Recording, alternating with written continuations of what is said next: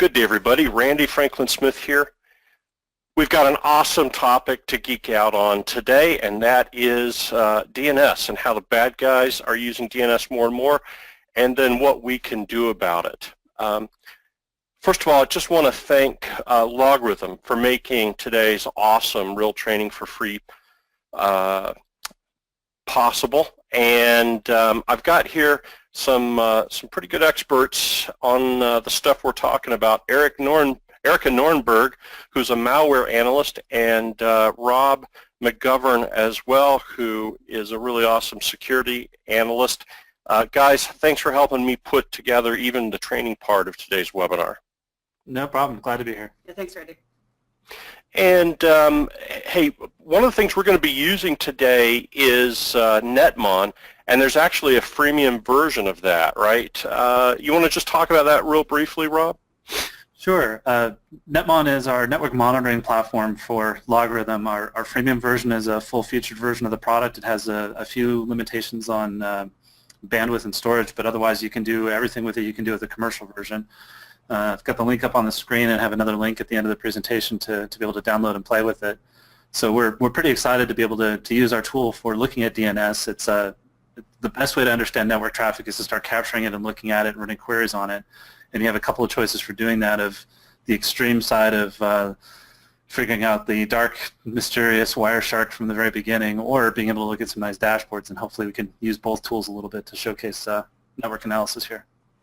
Yeah, and folks, I use the Netmon freemium, and I can tell you that it's real software. It's not some thinly veiled vaporware, trialware, whatever. I mean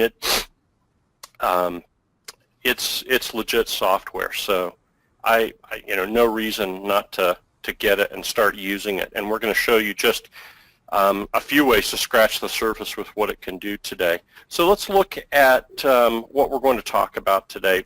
First of all, I'm going to give you an overview of the DNS protocol and dive into the message formats for queries and query responses. We're not going to get into some of the other types of DNS messages like update messages.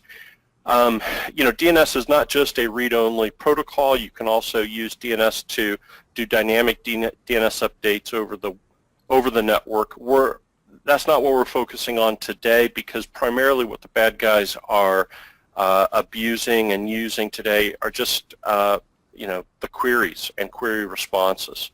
And then so once we show you the way the DNS protocol is supposed to be formatted and used, then we'll talk about ways the bad guys are abusing that, and then what we can do about it.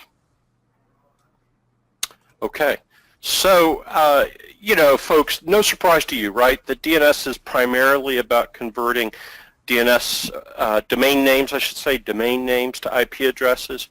But remember also that DNS is used as part of mail delivery. So when we send an email to Rob at LogRhythm.com, our email server needs to find out who Rob's email server is, and it does that by doing a lookup for MX records, mail exchange records, on LogRhythm.com.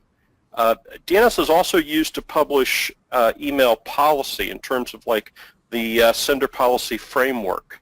And really you can publish all kinds of small amounts of information about a given domain name. Anything that you want to make publicly available about your domain name, you can do.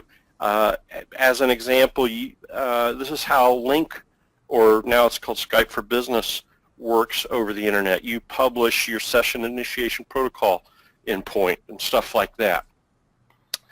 So it's important to understand this because the bad guys are using some of these other uses of DNS as well, besides just the standard, what is the IP address for this domain name? All right, great. And so the way that this works is your domain can publish a number of different record types. So the most fundamental one and the most used one is an A record, where you're simply saying this subdomain is this IP address. So for instance, www for ultimatewindowsecurity.com, but that subdomain, www, is this IP address. So it's just a subdomain to IP address mapping. Now you can also publish CNAMEs. I like this a lot so that you don't, one of the things this allows you to do is avoid repeating your IP addresses over and over again within your immediate zone file, but it also allows you to publish a subdomain that actually points to some entirely different domain name as well. So that's what a CNAME record is, just a subdomain mapping to another domain name. You can also publish redirection for HTTP. So for instance, you can publish a redirection record for your root domain, ultimatewindowsecurity.com, that redirects to www.ultimatewindowsecurity.com as an example. That's very common. We already talked about MX records for publishing your SMTP servers. And sender policy framework, that's where you can say, here are the mail servers that are allowed to send email for my domain. This is a way to combat spam, and you do that with an SPF record. We used to publish those as TXT, and you still can. For what it's worth, my domain, I still publish my sender policy framework as a TXT record, but now there is a newer record type specifically for SPF. And then to publish things like your Skype and session initiation protocol endpoints, you use SRV records. And Rob, do you mind just bringing up the zone file for UWS? Sure. So here's an example then, folks, of the different types of records.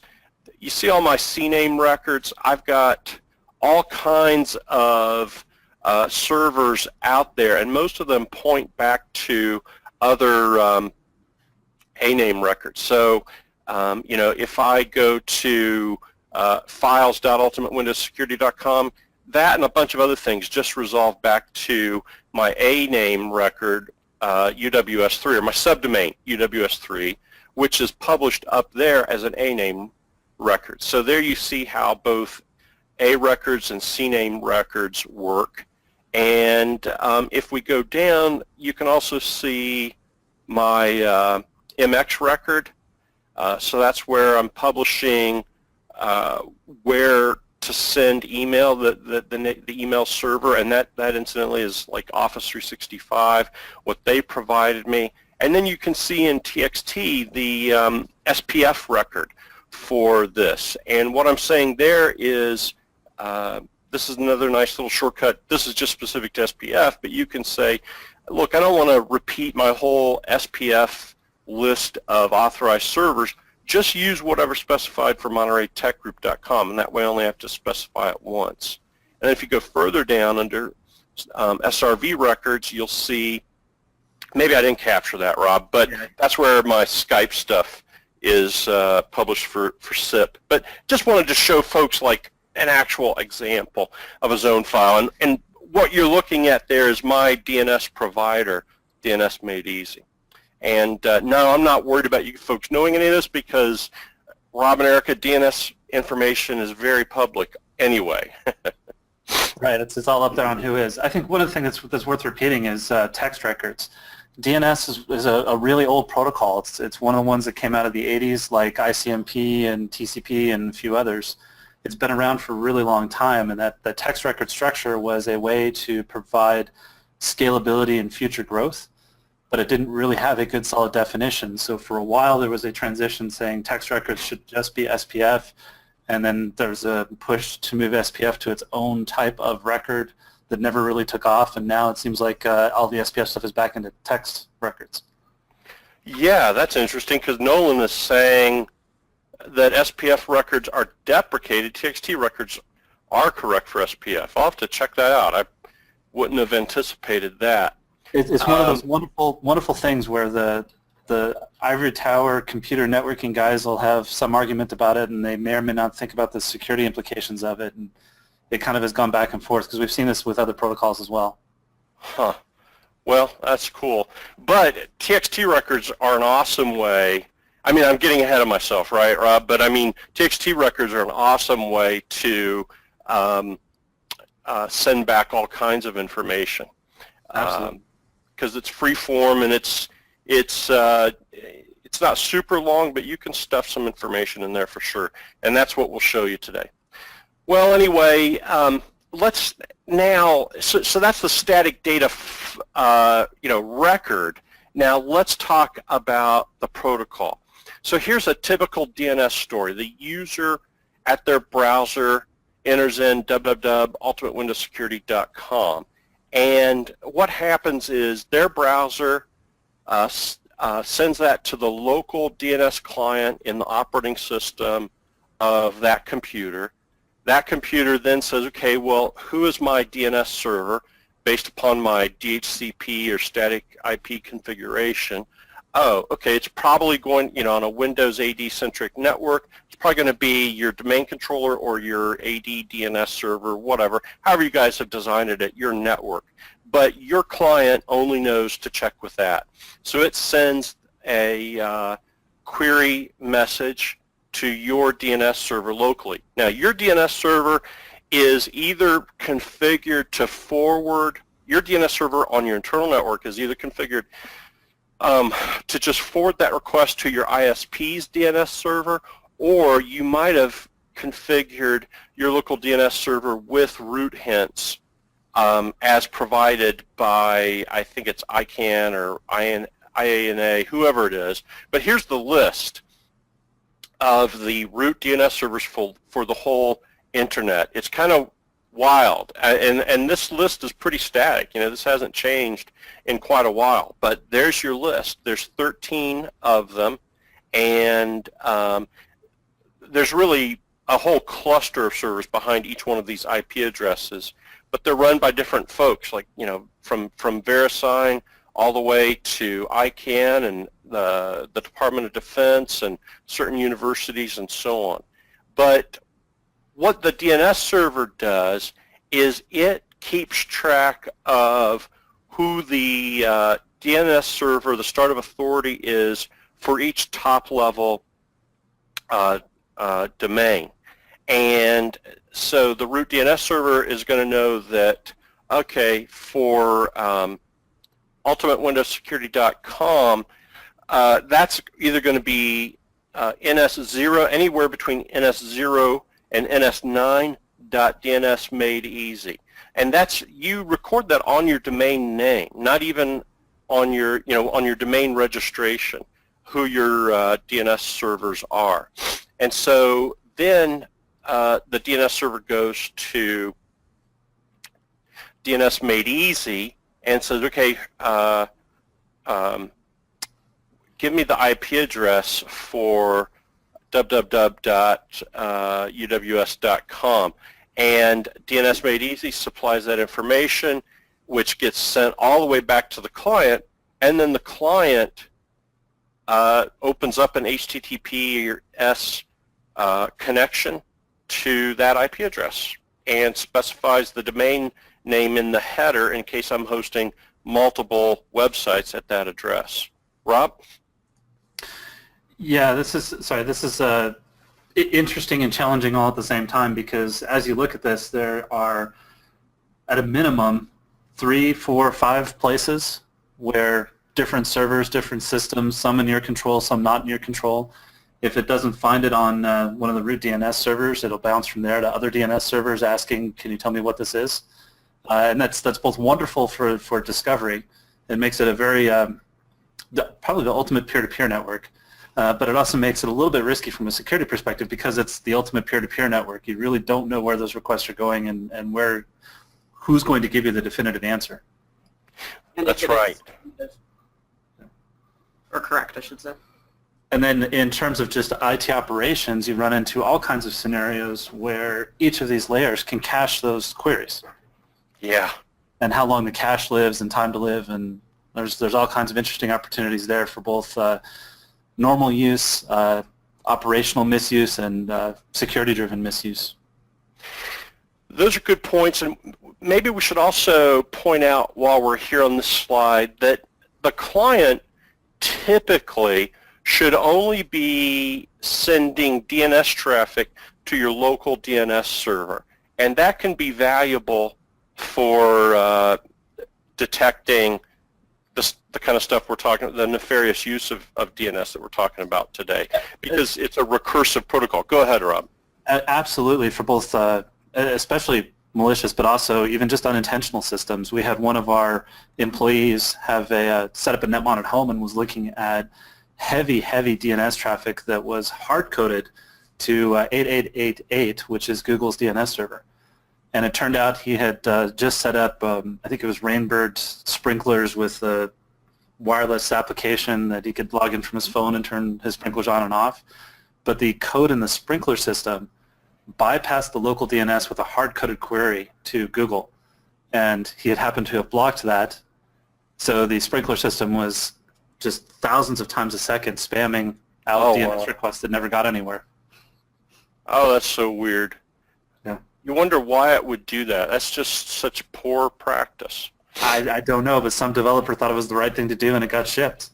And now it's out there in the wonderful world of IoT. See, that's the problem when legacy companies start doing IoT stuff, as opposed, they never do it right compared to, unfortunately, a startup that comes along who actually understands the internet. Yeah, Felicia, there. Oh, Roku boxes. Interesting. She says does the same thing. Their DNS is hard-coded. Yeah. And the problem is that makes it more difficult to identify bad guy, like DNS poisoning, which we can talk about later. But, because it creates false positives in our recommendation. Anyway, we'll talk more about that, but let's get into the actual format of this stuff. And the reason we're going to get into this format is this is going to show you the opportunities that the bad guys have to stuff fields of the DNS protocol with their own hidden messages. So the overall query message format, and folks, this is for both queries and query responses, is the following. There's 5 main sections, and there's the only 2 required sections are the first 2. The rest are optional depending upon the context. So first of all, you have a DNS message header, and this is fixed length. We're going to break down into each one of these, and then you can have one or more question entries. Normally there's just one, and the question entry would be, what is the IP address of www.ultimatewindowsecurity.com? And with the query, that's all you're going to have, a header and a single question entry. Then, when you get the response back, it's going to have the first 2 again. So the question, in the response, the question is repeated, but then you're going to have at least one, hopefully, answer record that comes back. And these are all variable length. So part of what we get with these is are length variables in addition to the actual information. Let's see here. So let's look at the header. What goes into the header? And we'll see this on all types of messages. Okay, the first thing is a transaction ID. This is a number that your DNS client comes up with for every query that it sends out. And then this number is going to be repeated back in any responses. So that way, this is a session. Normally DNS is a sessionless protocol. It's meaning it's UDP, not TCP. So you just fling a message out there on UDP, and you wait to get a UDP message back. And without that transaction ID, the client wouldn't know, like if it asks 3 different questions, what is the IP address for domain A, what is the IP address for domain B, and what is the SPF record for domain C. That could all happen. There could be multiple programs hitting the DNS client at the same time. So when it gets a message back, how does the client know which question this is an answer to? The answer is, go ahead. If I could just interject, although DNS is generally over UDP and typically port 53, if a DNS query is over a certain size, I think it was 4096 bytes, DNS, if the server is configured to allow DNS over TCP, it will go over to TCP as well. Thank you, and that is true. So it can end up going session full, if you want to call that, with TCP, but the protocol is designed so that it's going to work whether it's over UDP or TCP. If it's TCP, then you're gonna have context and you're gonna know what this is an answer to usually. But with go ahead, Rob. And typically the TCP, even there, it's only going to be single packet responses, so it's not going to be a stream of packets like we would normally think of a full session. Sorry, Yeah. Christopher corrected me. It's 512 bytes. Oh, okay. All right, good. Yeah, so it acts exactly the same whether it's using UDP or TCP. It's just that TCP allows it to send a longer message that may get broken into multiple packets and reassembled at the destination in the proper order. Right, and the reason I mentioned that is because DNS Messenger, which was a malware that was discovered back in March, actually abused that in order to send actual payloads over DNS. Okay. How long of a payload did it send, do you know? Like, really long? Varied. So that there were multiple stages, so... Okay. All right, we'll talk more about it later then. That's cool to see. Man, the devil's in the details with all of this, right? So transaction ID, that's how it correlates questions to answers.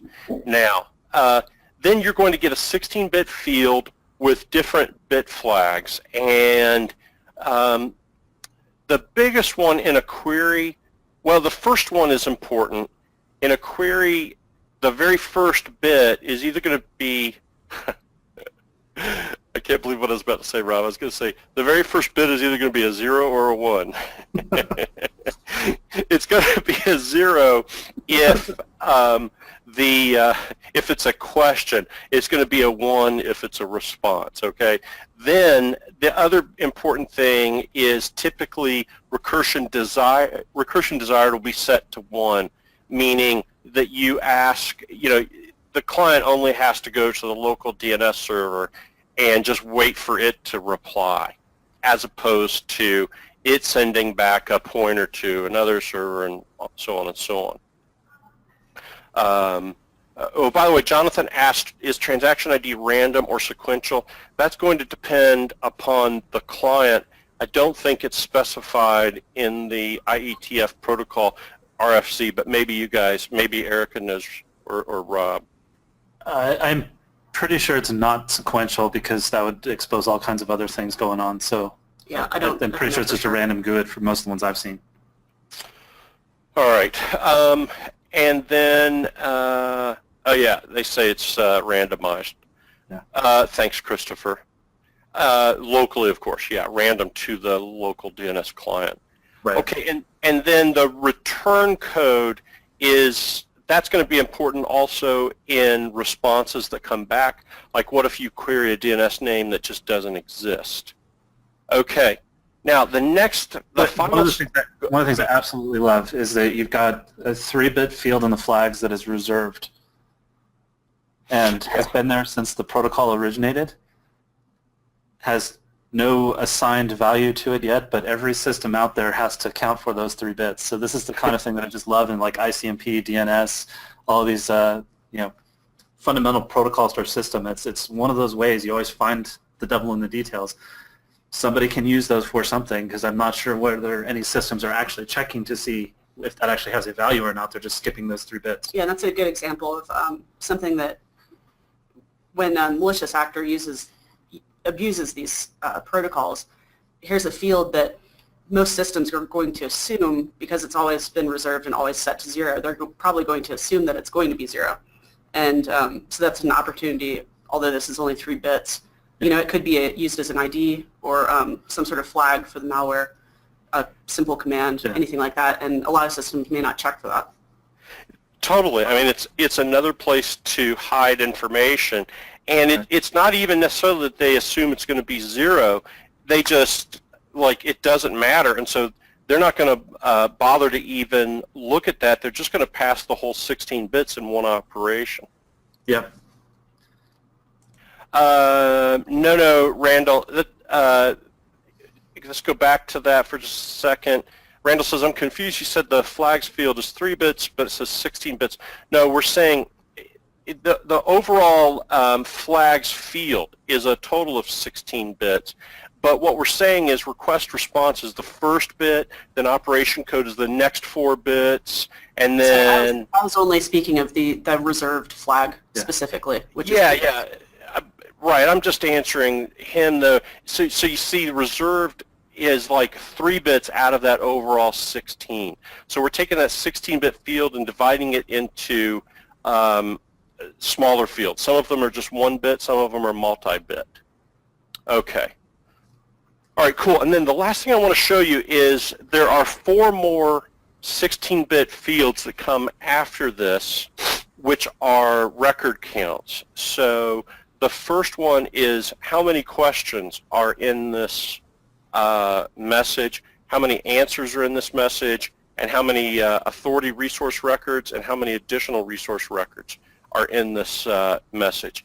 And the ones we're going to concentrate on the question and the answer, but that data will always be there regardless of if it's a question or, or I should say a query or a response. When it's a question, normally that's just going to be the question resource record count will just be 1, and then answer authority and additional will be 000. And then with the response, the question will still be 1 because it repeats the question, and the answer will be 1. Usually, we're talking about normal, innocent traffic. Okay, let's go. We'll see that in just a second too when we look at it in Nemon. So. Yeah, exactly. Let's move to the next one. So then for each question, and usually there's only one, here's the format.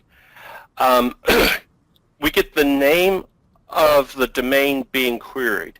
And it's funny, the way it does it is it doesn't just put the domain name with dots like we're used to seeing. Instead, it takes each level of the domain name, like www would be 1, Microsoft would be 1, com would be 1, and it basically divides those into strings. And so the very first thing you get is a single byte that says how long the first element of the name is. So Microsoft is 9 bytes. So you have a byte that says 9, and then you'll have the character. You have 9 characters for that. In this case, Microsoft. Then, if it's Microsoft.com, then you'll have another byte that says, okay, the next element is 3 characters long. So you have a byte that says 3, then you'll have 3 characters in the next 3 bytes that are com, and then finally the last byte is 0, saying this is the end. And then the next thing that comes is a 16-bit 2-byte integer that represents the resource record type. And that could be, are you asking for an A name? Are you asking for a name server? Or is this a MX record lookup or whatever? So it's like, well, it's the question type, simply that. Question class is normally just set to 1, and that's probably another place where there's a lot of assumptions made, probably another place you could hide a tiny bit of information. But as we'll see, the bad guys even use the name field, which can store a fairly significant amount of information. Daryl asks, when would DNS query contain more than 1 question? I'm not aware of times when it does. It's just the protocol allows it. It doesn't mean anybody ever uses it. Okay, so that's the question entry format, and generally there's going to be just one of those. Let's move forward. And when the answer comes back, there's going to be a resource record, and we're going to get the same domain name in the same format that we talked about earlier. Then we're going to get a record type value that tells you, okay, this is a name or whatever. The class, that's what's going to be usually 1. Time to live tells you how long in seconds the this answer is good for. And then resource data length, that's a 2-byte field giving you the length of the resource data, and then you get the actual data for that resource. And this is where the IP address actually goes. So I'm going to show you an example of this now on the next slide.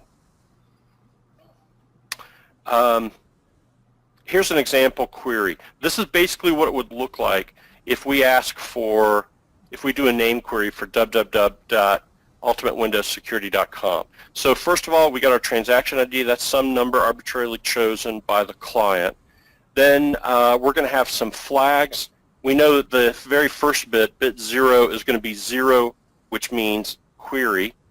And then question count is going to be 1. And of course, answer, authority, and additional records are all going to be 0 because this is only a question. And then we've got a question entry.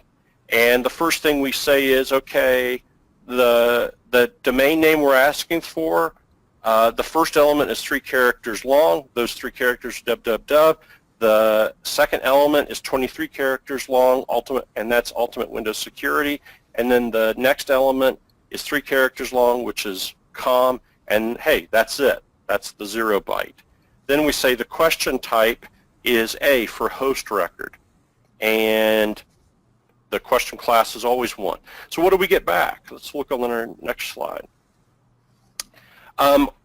We get the same number, the transaction ID, as what the client sent, so that's so that we can correlate it.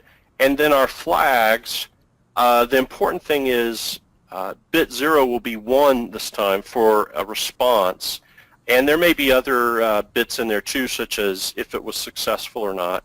Question count's going to be 1, but look at that. This time answer count is also going to be 1.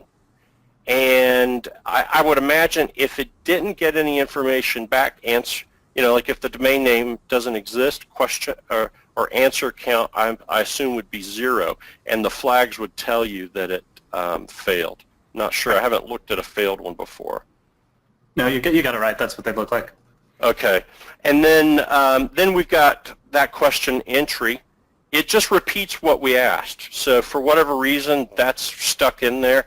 I mean, that kind of obviates the need for the transaction ID, in my opinion, but whatever. Then you've got your answer entry, and we repeat the domain name again. We say this is a record type of 1 for host record, and we say this is good for 5 minutes, and then we say, okay, here's the actual answer. This is what this is all about, and it is 4 bytes long, and then we get those actual 4 bytes, which is the IP address in binary format. Let's see here. So I think this is where we're going to actually look at some DNS packets in Netmon, right? Yeah, absolutely. So let me switch over to that real quick. I've got a dashboard here that's just looking at DNS. We're going to skip all the stuff at the top for the moment and come down to a question. Find a good one here. Take a look at this one. This is a query looking for pfizer.sp1.convertro.com, probably something on a website. I can look at the individual information inside of it, and we pull out information like the DNS flags. We pull in how many answers or how many questions. So this is the answer count was 8. We got 8 answers about it. The authoritative response count was 1. You can see that Here was the host that was returned. In this case, we got back multiple hosts from our lookup. And the name that we were looking for was a couple of different things. We ended up looking for convertro.com as well as Pfizer.sp1.convertro.com. So this is a case where you end up almost with two questions because it splits out what the query is into its various subparts, and it's trying to aggregate it all back together. Session type had answers with additional answers. That's why that second piece came back. So you get all the information we just saw pulled out as metadata, and you can do whatever kind of analysis or searches you want on it. If we go back to the top of the screen and kind of look at things in aggregate, we're looking at where is it going. So most of our DNS traffic is off 5355. There's some off of 53, just how you've got your environment set up. I can see that some of it is TCP and some of it is other traffic on those ports like Kerberos, which also uses 53. That's actually a legit use. I can look at it over time and see, do I see strange spikes? This is a great way to look for less necessarily security-related things and more IT operations-related things. If you see big bursts at weird times or from unusual systems, you can look at where it's going. And if I scroll down the list, I've got a UDP broadcast address. That's pretty normal. But I have to jump down to about my fifth thing in the top of the list to get an outside IP address. So my top 4 destinations for DNS traffic are all internal DNS servers that are just going to respond real quickly from local cache information, or if it's just internal traffic where it doesn't have to go outside. And I have to get all the way down to my fifth highest, which is down here in the noise by count, to find an outside IP address that we're going to look things up. And then I've got some other aggregations. I can see how much traffic, how big the sizes are, whether it's coming in or going out based on the IP ranges and the bytes. So all kinds of wonderful things we can get into here, and we're going to come back to this dashboard and look at a couple of samples of interesting malware here in a few minutes. Okay, awesome. So let's start talking now about how the bad guys are using this. DNS traffic is so common, we used to just ignore it.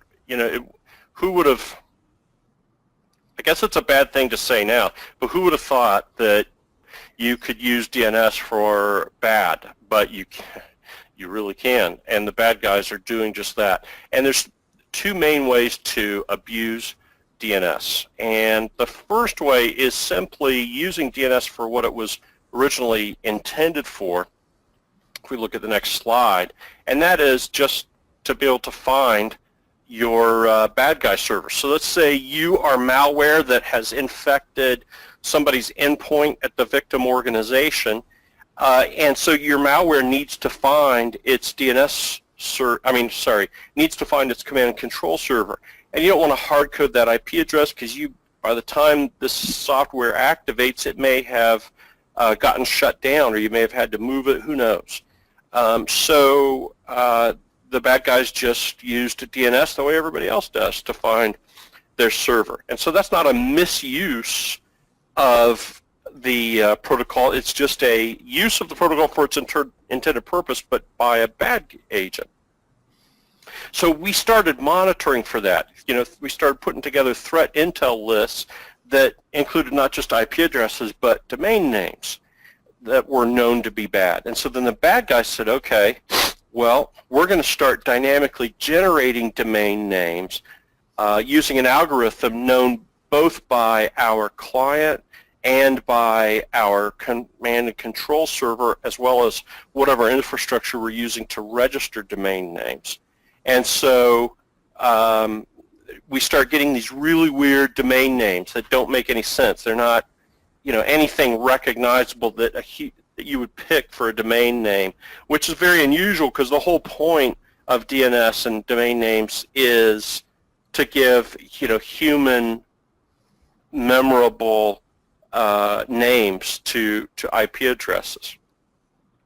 Yeah, so where the intention and the reality didn't seem to go together so well, because now we see domain name generation for misuse, but we also see an awful lot of it just for advertising sites and other things that are transitory in nature that get set up and torn down, especially with like IoT devices and things like that. As more and more of them show up, they start auto-generating names. Yeah, that's true. So here's just an example, like from Wikipedia, of a possible domain generation algorithm, and this is all based upon the year, month, day, and so on. And so what you end up with is a really weird domain name where all of that information is coded in there. So basically what's happening is every day a different domain name would be used, but we would we would know that ahead of time, and we could have registered those DNS names. Okay, so that's one way, DGA. But let's talk about the more interesting, to me, way that DNS is being used. Oh, and so by the way, what that requires is for you to start using heuristics, basically to distinguish between real domains, likely, predictable domain names, and those that would have been just generated by some algorithm. And that's an interesting mathematical problem, I guess, is a way to put it. But there are attempts to do it. We need to have another whole seminar on that at some point. Yeah. And basically you have two main approaches. One is you go after something like the Alexa Top 1000, and you just get what are the most known domains and essentially whitelist those and blacklist everything else. In which case you're kind of cheating. You're not actually doing an analysis anymore. And the other way is a lot more math. Yeah, but see, that's a great way though to do it. I mean, if you take the Alexa top whatever, how many domains, and filter that out, then what's left? I mean, how many of those are going to be false positives? It's probably not that hard to keep up with. And that's the thing, isn't it, Rob, that the human eye is great at this. It's just hard to build an algorithm that detects an algorithm, but the human eye can do it split second. And also, just kind of to tack on to that, a lot of malware that uses DGA this goes back to the dashboard of the top hosts and seeing spikes. If you see a lot of DNS traffic from a spike from one host, it's a lot easier to identify these randomized queries, because often one piece of malware will, every some interval will generate a new one, and so you'll see multiple requests from the same host that are to these kind of randomized domains, so it's a little bit easier to narrow it down in that way. Oh, that's interesting. Yeah. So Randall asks, are these auto-generated domain names temporary? Usually, it all depends on the algorithm, really, right? Yeah, and this is actually another great thing to look at, is in addition to that top 1000 list, if you can wire up a contextual piece where instead of just doing what you get out of DNS, you also then go hit a whois type lookup and pull back how long has that domain been registered. That's what I was going to say. Yeah. Temporary is, I would say short-lived is probably a better statement. Because again, the vast majority of your normal traffic is going to go to domains that have been around for a while. It's very rare that anybody goes to a brand new domain under normal business conditions. Google's not going anywhere, Microsoft's not going anywhere. They've been around for decades. And then most of the other business type sites you go to are registered and live for a long time, but the DGA ones tend to come and go very fast. Yeah, that is so true. Ultimate Windows Security, that's years and years and years old. Let's see here. Christopher also says to look for low TTLs. Right. Exactly. Yeah, and I just want to explain real quick what TTLs are.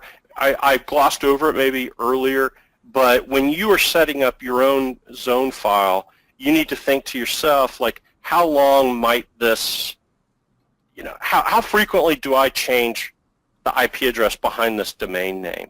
And the TTL is what makes it get flushed out of cache, because like Rob brought out, this information is cached at so many different levels.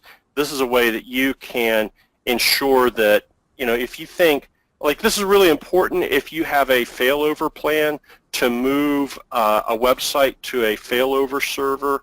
You don't want that time to live to be too long, because if your normal web server goes down on IP address X, you want people to fairly quickly find that it's moved over and is now being hosted on server Y.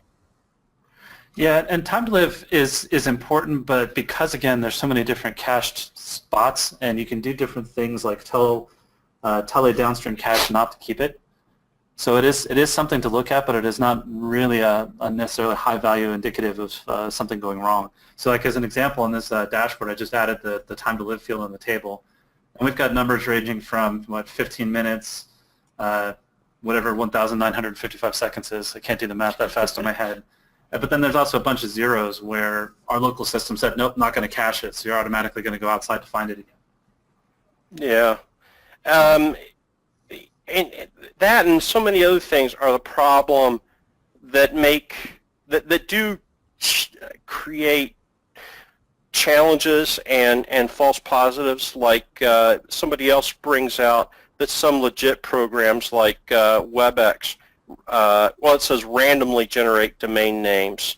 I'm not so sure they're random, but they are very dynamic, and so they can look like a random domain name, but it's going to typically be on a root domain that you trust, like go to webinar. Like go to webinar.com, so that the first label might be randomly generated, but the main domain is still going to ultimately be a trusted website. Yeah, and actually it's amazing how many of those you see for things like small business websites, blog sites, things on GoDaddy or Wix or other, build your own website fast, that they take whatever domain name you give them and then it translates back to some large random string .godaddy.com. Oh, weird. Yeah. Oh, the internet is a complex place. Okay, so let's move away from DGA though, and let's talk about what I think is even more interesting, and that is malware being used as a communications transport between the mal client and the command and control server. And so we can use, as the bad guy, we can use the DNS protocol for reporting telemetry. By that I mean malware activates on a victim's client PC, and the first thing it does is register out and says, hey, command and control server, I'm here, I'm embedded, I'm active, I'm waiting for your instructions. And then the command and control server might say, okay, well, first of all, tell me what antivirus programs are installed there on that system. And so that comes back as an instruction, and the local malware client enumerates those and sends that information back and in another DNS query. And then the command control server with a DNS response sends back, okay, then run this encoded PowerShell string in order to get the next level of my shell script going. And then we've even seen, we have an example of exfiltrating actual stolen information, not just telemetry, via DNS. And so this is a true misuse of the protocol. And this is where the command control server, from the outside world, it looks like a DNS server, but it's really just emulating a DNS server. And this is where you guys are going to really take it away and show us some great examples, including OilRig. Right. So do you want me to jump ahead in the slides to get to the OilRig stuff? No, just okay. Let's just switch over and see what you got. Okay, so OilRig is an example. Actually, let me do this real quick because I got a great overview of it. OilRig was a piece of malware that originated for us in terms of analysis with a file attachment that somebody said, hey, this has malware in it. And the more we dug into it, the more complicated it got. The target was basically Middle Eastern Airlines. There were a few different campaigns associated with it, but yes, several different Middle Eastern industries, and the ones that we saw initially were targeted towards airlines. And like almost all incidents of this type, it's complicated in multiple parts. It started with a phishing email that had malware embedded in it. That was a dropper that installed extra stuff inside of it. Some of the extra stuff had tasks in it that used DNS as a command and control network as well as a data infiltration and exfiltration network. And it was actually really smart. It had 3 separate channels. One was using text records. If text records were blocked, it would go back to using A records, which is a little slower. Well, actually, there were basically different variants. So they could basically, depending on who they were targeting, they could configure these the malware to use one of several different ways to exfiltrate and use Right. C2. So some of them use text records, some actually use the A record, and some actually physically manually crafted a packet, a UDP packet. And what was interesting is that they didn't do DGA. They had more phishing style names. So DNS Record Solver, Google with a 0 instead of an O, Windows DNS Resolver, things that to the human eye might be okay unless you're really versed in what your network is normally going to and where it's looking at. Obviously, the TK extension over here might be a little bit of a giveaway, although in the Middle East it's a little bit different because I think TK is Turkey. I don't remember. Yeah, I think it might be Turkey. But for a U.S. company, that would be, yeah, let's look into that one. So on the A record, it used a legit pattern for the DNS name, but it had, kind of that fake domain or IP address. Any DNS server would look at this and would say, I don't know it, let me pass it on, try to find an authoritative server. The authoritative server happened to be something that the owner of the malware controlled, and it returned back IP addresses that were actually 4-byte encoded information. So it might give you a 10.1.1.7, but that's not an IP address. It's execute command 10, command 1, and then command 7, or do different things based on how it cracked open that communication. So it's using it essentially as a kind of a one-time pattern or a cipher of command signals back through the IP address that was returned. And then the text record version was fairly similar, had a legit pattern, but a fake domain, and the text record itself had base64 encoded data, either instructions or infiltrated and exfiltrated data. So like we saw earlier, it kind of flowed from the infected system, went to its local DNS server, said, nope, can't find it, forwarded it on, went to probably their ISP primary DNS, couldn't find it, forwarded it out to the rest of the world, and eventually bounced around and hit that C2 DNS server and came back with the encoded data. So what does it look like? We pulled up an A record. We see that the request was for nqckkm.googlednsupdate.tk. So googlednsupdate.tk was a registered domain, but the nqckkm is actually an encoded string that the first letter of N meant that this was a new ID, something brand new registering with it. QCKKM was a random 5-digit unique identifier. And then in later commands, like a little down in here, we see a CA16U to the same site. The C stood for setting global variables that were returned back in the IP octet. The A16U is kind of random noise that they threw in just to make it interesting, although there may have been other letters. I don't remember exactly, but we do have actually in our analysis paper that we wrote up on this, there is a table of all of the commands if anybody's interested. So this was using just A records. It's really kind of a slow approach. You can never send more than about 4 bytes of data in that IP address at a time. But the actual domain name that it was querying for was an encoded set of request and reply instructions. If we look at the text record, somewhat similar. The domain names, this is a different domain, and it used a much longer name in front of it. So in this case, the RNE, DNGB, win, whatever, when you break it apart, the RNE was a command from the malware saying, hey, I've looked for this dependency file that you expect to be here, and it's not here. Here's my ID. Here's the target host plus some random data. Some of the other commands that we would see from this were things like RD underscore and U underscore that told it different things. So RD was request to download, and it would start getting back text records that were base64 encoded versions of the file that it was trying to download. A U was an upload, so it's trying to exfiltrate it out, and it would send that data in that text record.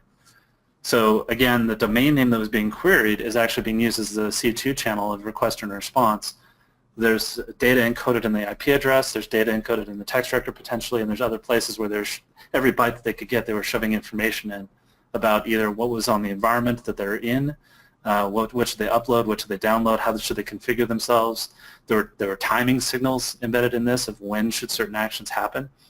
It was actually really, really sophisticated use of DNS as a way to control a fairly widespread network inside of the customer's environment.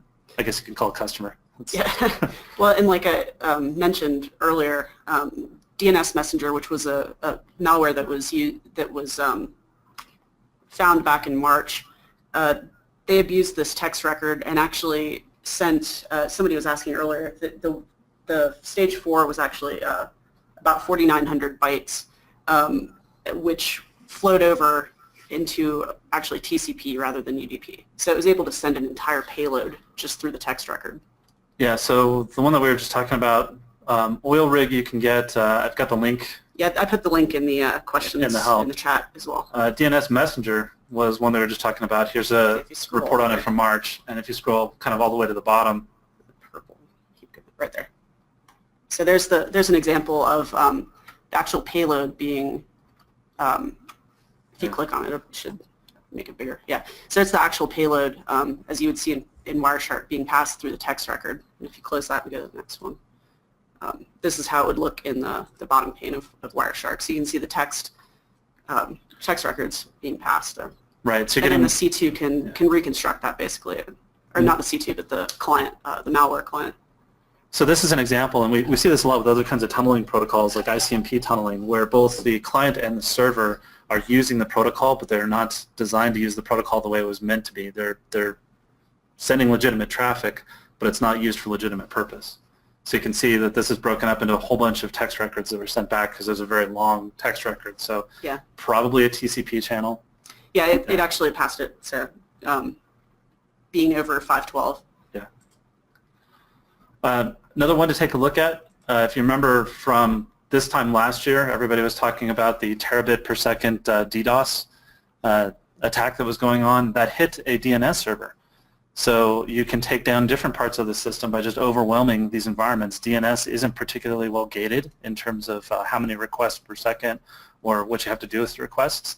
So it became a vector for this particular attack, which was, pretty earth-shattering last year in terms of the volume. And then as you got further and further into it, of understanding the motives behind the person who did it, it's not nation state, nothing critical or scary. It was just basically one angry guy, from as best we can tell.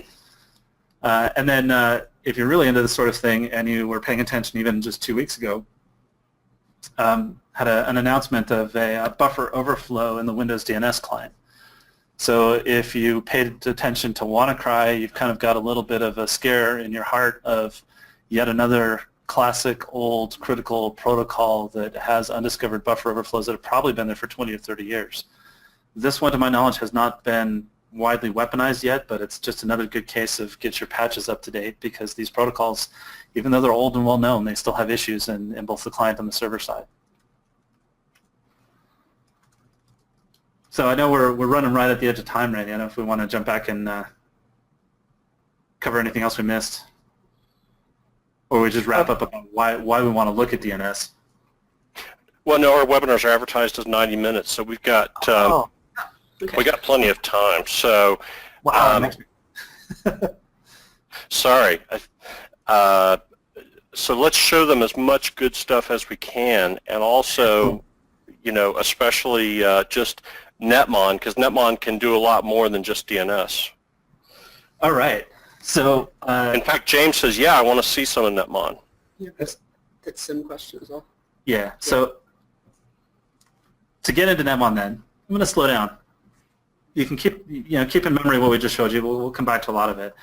So based on what Randy said, why are we looking at DNS? It's everywhere. Every system, everything that's on the network is probably using DNS in one form or another. It's just critical to the way that networks work. It's one of those protocols, DNS, ICMP, SMB, domain controllers. These are just fundamental things that are out there that everybody uses all the time. It is often misconfigured. We've talked about several examples of that. Hard coding where you're going to, not blocking certain things. There's all kinds of wonderfulness you can do there. It's hard to stop.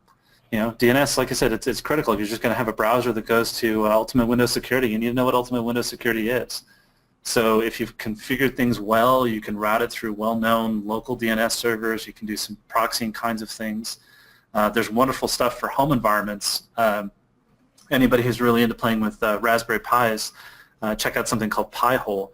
It's a Raspberry Pi that's acting as a local DNS server, and it does exactly what we talked about. It pulls down that Alexa list of well-known domains, and it basically blocks everything else. And one of the first things you'll see if you end up setting up something like that is how fast your home network goes without all the advertisements coming in, because those advertising domains won't resolve, which means you won't download content from them. And hopefully the systems are designed to let those just gracefully time out. But some things, like we found in that one sprinkler example, they don't time out and they just spam your network with repeated requests. So it's one of those you got to tune and whitelist and blacklist. It's exploitable. We've seen examples of this. The query response is not validated by the servers. It's not required to be validated. There's no throttling. We have a massive proliferation of domains and IPs, both for good and bad purposes. It's been used for things like device fingerprinting. If you send a DNS request and you look at the response, you can do some things with looking at the raw packet and the timings of the packet from the server and have a pretty good idea of if that DNS server is running Windows or Linux or what kind of environment it is. Of course, that can be spoofed, but unless you're dealing with a malicious actor, most systems are going to be fingerprinted accurately. And then we know for sure that it's being exploited. It's a slow, stealthy way of doing exfiltration. We've seen C2 traffic. There's several CVEs, including the one we just showed, and then of course, DDoS-style attacks. So before I jump into Netmon, the question is how do we look for it? What do we care about? And we've talked about a few of these. So we will look for request frequency. How often are we sending requests and where are they going to? Who's sending the request? Is it a desktop or a server environment? Is it a user process or automated process? This is where what we take from Netmon, we want to correlate into our SIM and get that extra information and really see what's going on. We can look at domain analysis, whether it's name, age, rarity, time to live, text record, especially content length, large running DNS, lots of volume, disparity between source and destination in terms of bytes. Those are all good things to look at. And then, of course, long-running sessions. If we see a lot of traffic back and forth between two endpoints over DNS, it's probably either, something we want to look into, so what it actually is. So taking a look at this inside Netmon, we already, oops, wrong tab. Already took a look at our top dashboard here. So if we wanted to look at one of these packets, let's take a session that, let me refresh it real quick. You might want to mention again, for people that joined later, this is a DNS dashboard that Rob configured, but you can display any number of information however you want to look at this data. Yeah, actually, so that's a great point. So let me jump back a second. I'm just going to go back to our default out-of-the-box first dashboard you see inside of Freemium.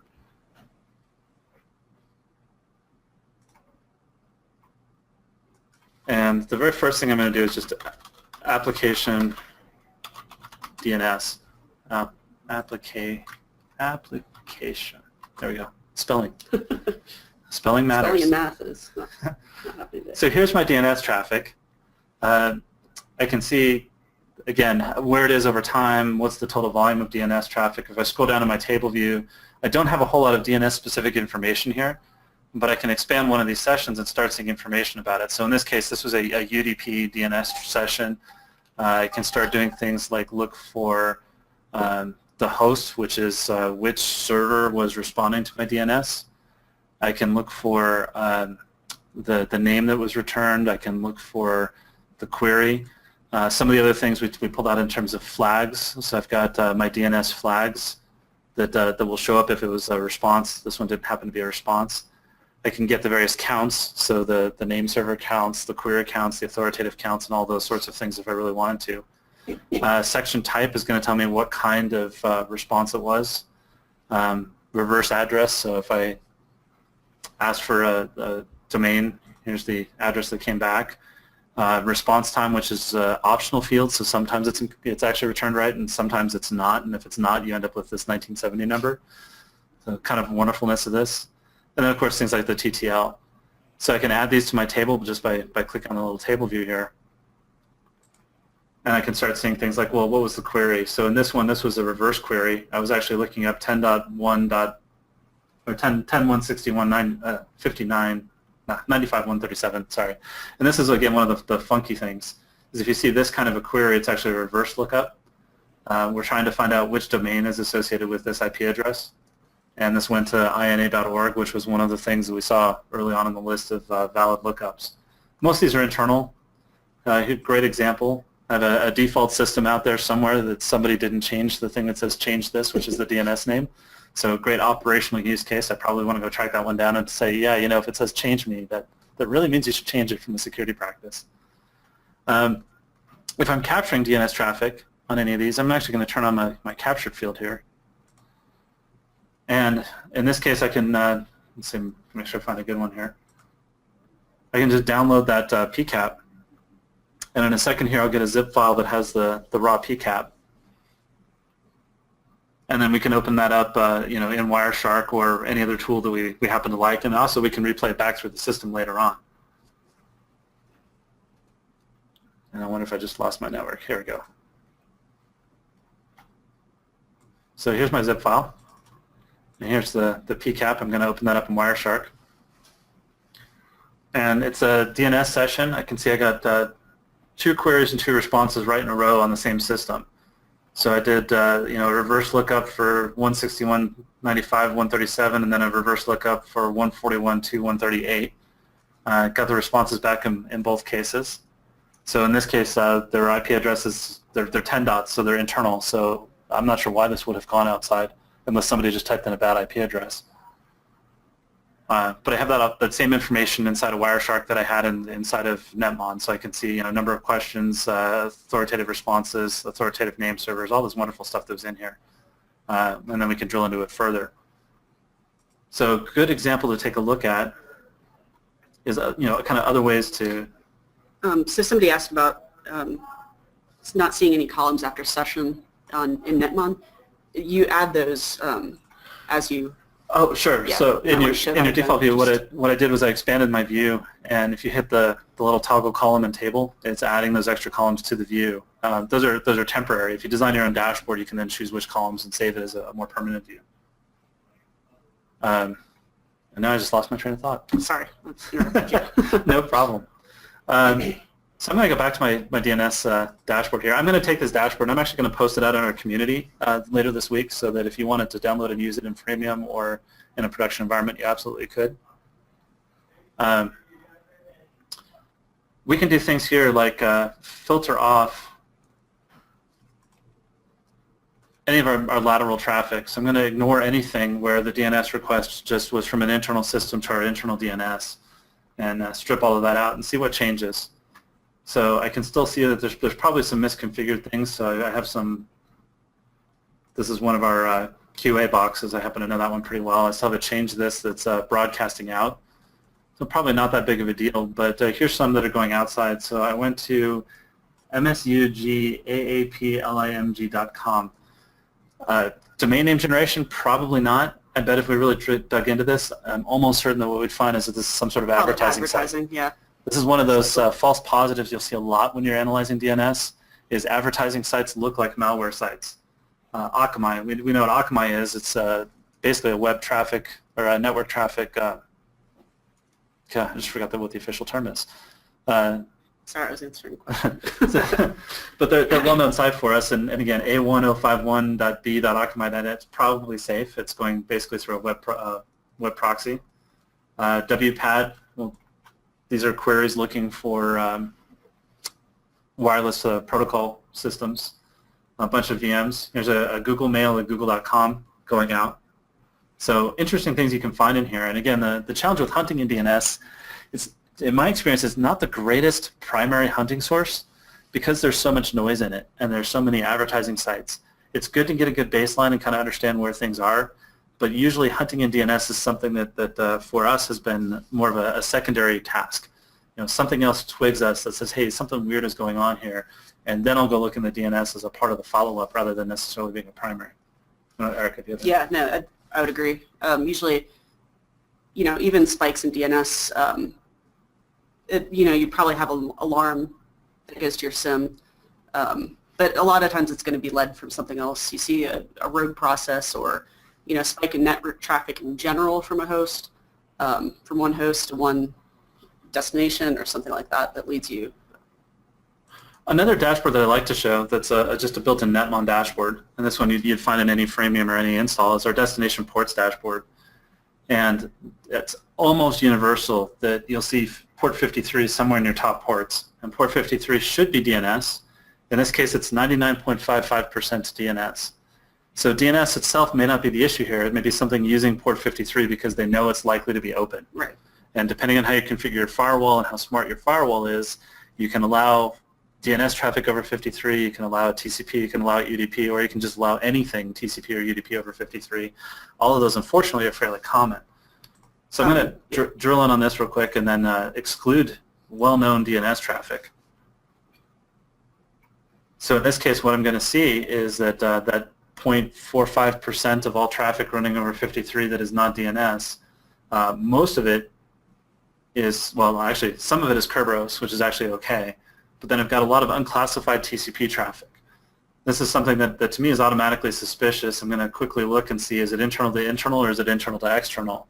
If it's internal to external, I'm almost certainly going to want to dive into it and understand it. If it's internal to internal, maybe less of a concern. Here's a good example. This is an internal going to an external.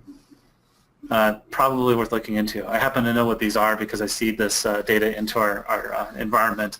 But it's a great example of how quick sometimes you can get to interesting things on a hunting use case for DNS. Yeah, and building off of that, somebody asked, can you set up alerts for some known threats? And we have actually done that. I don't know if you have the WannaCry example handy, but when I analyzed, I don't know if people probably remember WannaCry from back in, what, June or something? Right. Basically, it's a ransomware that uses the Eternal Blue exploit, or vulnerability exploit, sorry, to infect systems. And in our report, we actually provided netmon rules to detect it. I don't know if Rob can show that. Yeah, so so when we can, we will, in our analyses, we will provide netmon rules for the community, as well as some rules to detect these things. So I'm actually going to play back a WannaCry sample. We're jumping a little bit out of DNS, but the principles very much hold true. WannaCry was SMB. It's another one of those old, well-known protocols. So I'm going to go ahead and replay that traffic. So I just pumped a WannaCry session back through my netmon for analysis purposes. It doesn't hit my main network. I haven't reinfected anything. I don't actually have live malware. I'm just replaying the network traffic. And one of the neat things about WannaCry is it was as simple to detect as looking for application as SMB and version is 1. So this was just, do I have any SMB v1 traffic on my environment? And did I misspell application again?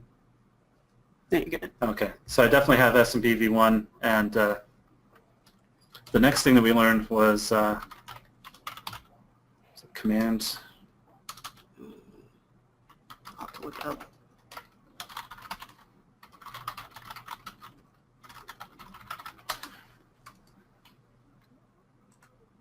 I'll find out real quick. Yeah, command string. So the next indicator was there's a buffer overflow. So we're sending commands that were too long. And SMB has two parts. It has the actual raw command that was being sent, and then it has commands are kind of name value pairs, and the names and the values are separated out. So the command string has the names inside of it. And one of the names that we looked for in here was a transaction to secondary, which was usually, in fact, universally an indication of the command being too long and having to be broken into chunks. As we started looking at WannaCry, the only time this was ever used was for this particular type of attack. So it became a pretty good indicator of, just real quick, the next indicator we had was that the path value for WannaCry in particular was hard-coded. So we could pull that out and look at that as well as an IOC. Setting an alarm, whether it's for this or anything else, if it's metadata driven like this one, I can just save that as a rule. Give it a severity. And then we actually back check against the data. So have we ever seen this before? So it should show me that within the last 24 hours I have exactly one time that this has happened. That was the replay that I just did. I save it here. It'll actually pump that into the SIM as well. So you can do that with anything. I can go back over here to my destination ports dashboard. Actually, I want to go one place first. If you look at our deep packet analytics rules, we have some built-in rules for looking for, example, port misuse. So I have two rules here. The protocol is not on its appropriate port, and if I open that up and take a look at it, I'm looking for FTP, SSH, SMTP, RDP. I can extend this easily enough to put DNS and a few other things in here. And then I'm going to automatically alarm if I see DNS on a port it shouldn't be. The paired rule is looking for anything using a well-known port that doesn't match the protocol. So in this case, I'm going to alarm on anything on port 53 that is not DNS or Kerberos or CapWap, which are all things that are well-known port 53. So these rules are built in. You can just turn them on, and you're going to automatically start seeing alarms kick off when you have traffic over the wrong port. I did have a question, though, going back to the destination port dashboard. So what I opened up initially was a destination port dashboard, and then I basically did just a couple of clicks. The first click was to drill in on port 53. So I just clicked on that pie wedge. And you can see the filters applied up there at the top. So it's got the port 53 filter, and then you can click on DNS and it's going to apply that filter. There's a little minus button here that'll turn it from green to red, and if it's green that says only include, if it's red that says exclude. So that's how I got to look at port 53 traffic that's not DNS. And again, it's kind of interesting. I see 2 applications now that are using it. 266 sessions just in the last 15 minutes, pretty spiky. I can change my time of day or my view. Let's look at the last 24 hours. One of the things we found on this fairly early was 53 is relatively open in very many companies. So if you just go turn these rules on or take a quick look at the dashboard, we found PC Anywhere traffic using port 53. It turns out it's fairly easy to configure PC Anywhere to use almost any port you want, and 53 happened to be open, and the person had happened to decide to do that rather than following our best practices or our security guidelines. Fortunately, alarmed on it and complained. So I got a question about the kinds of rules. You can create query-based rules like we did. So if I were looking for, my 24 hours, I wonder what happened at 8 o'clock this morning, and we saw a big jump in DNS traffic, and I wonder why it tapered off at 6 o'clock at night. Gee, I wonder. Yeah, pretty typical for any kind of business. So our business hours, we tend to see people start showing up here. We have a few early birds that start showing up and hitting the web, and then you have the big spike right around 8:30, 9 o'clock as everybody's logging into their favorite websites for the day. It tapers off a little bit, and then we can see it at nighttime. It tapers off again right around 5, 6 o'clock at night. So this is actually an interesting hunting exercise as well, because I see big spikes happen in the middle of the night, even small spikes happening in the middle of the night. You know, what's going on here? Which servers are asking and querying at this particular time when we don't have humans around? So is this well-known automated processes, or is this something problematic? So Rob was able to just select, I don't know if you might not have caught that, just select a period in time and it'll zoom in on just that. Right, and I section. can scroll down and see what's going on here and where things are going. So these were Kerberos sessions, so there's some sort of automated authentication traffic going on in the middle of the night. Probably normal for us. But this is a great, again, easy way to start looking at your network. And if you're going to learn about DNS, you're going to learn about network traffic in general, having something that makes it easy for you to dig in and look at what's normal is pretty important. So a couple other things to get into real quick on just Netmon in general. We have again, all of the data that we have here feeds into our SIM and then allows you to do more enrichment. So you can take what we see here and run it against like a threat intelligence service and say which IP addresses or which DNSs are bad. You can run it against internal whitelists. So one of the things we have in our SIM and the network threat detection module is to set up a list of your internal known DNS servers. And if you see traffic going to any internal address that is not one of those, it's real easy to flag an alarm on that, because that's usually an indication of like the man-in-the-middle type problems, or somebody doing bypass around your DNS server, or somebody just setting up a poisoned DNS cache or something like that. You can replay all of the traffic you want. So again, we were replaying WannaCry, but I can replay various other sessions or PCAPs. And the best place to go for all of this is if you've downloaded Freemium or you're interested in playing with it more, community.logrhythm.com. You can create a free account. You don't have to be a customer to join in, and then there's specific sessions for Netmon that are going to be accessible to you, including a set on deep packet analytics rules. So these are some of the more advanced types of rules we can create. There's a wonderful one up here that just got posted earlier this summer, where somebody used our Lewis script rules, the more advanced rule set, and ran the whois lookups to get an age of domain, and they were adding that as custom metadata. So that let them do additional dashboards, things ultimately related to what used to be SANS top 20 controls, but is now CIS, CSC, of just looking at that domain traffic and understanding what's likely good versus what's likely bad or potentially bad. So community.logrhythm.com, download freemium, ask questions. We respond to these forums all the time. Happy to help out however you want and whatever you want to see. Thanks a lot, Rob. Really want to do use. Home use. There's a. Where do you place it? In the home environment, the best place to put it, you can't. Most home internet providers are trying to shove you towards an all-in-one box, and that makes things a little challenging because you actually end up having to put some sort of router or switch right behind that all-in-one box. But if you separated things out, you have your cable modem, and then you have your firewalls and routers and whatever else. You can put it almost anywhere you want in that you can get a tap or a spam port. We've got a great article on our blog.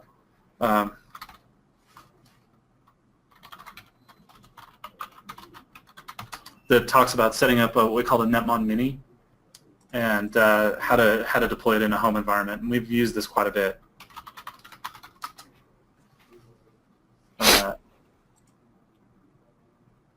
Whoops. Looks like hit the wrong part of our site. I'll get the link out there for that as well. Yeah, we'll find that and we'll include it in the follow-up email. Could we finish up with just recapping like the general things that we have? You came up with some good guidance of what people could be looking for in order to uncover malicious use of DNS. So this was kind of a good short list, if you will. Yeah. The long short list. Big part of it, almost all of these things, start with just understanding what's normal. Where should DNS traffic go in your environment? What are your local DNS servers? Make sure that you understand what they're doing. And the scary thing to me is that DNS is piled on top of your domain controller. And that means it's a high-value, high-risk target for anybody who wants to come in and attack it. They get DNS, they get your Active Directory, they get your DHCP, they potentially get all kinds of stuff because that is generally a very high-value critical system for you. So understanding those well is a great starting point. What should be happening there? How are they configured? What kind of traffic is going in and out? Looking for frequency. So our systems hammering you with DNS requests, especially internal systems. That's usually misconfiguration. If it's external systems, it's probably something else. The hard-coded DNS, we knew one example, and just in the questions, I think there are another 5 or 6 examples of systems that had hard-coded DNS, mostly to 8888, which is Google. So something to be aware of. The request source, who's asking?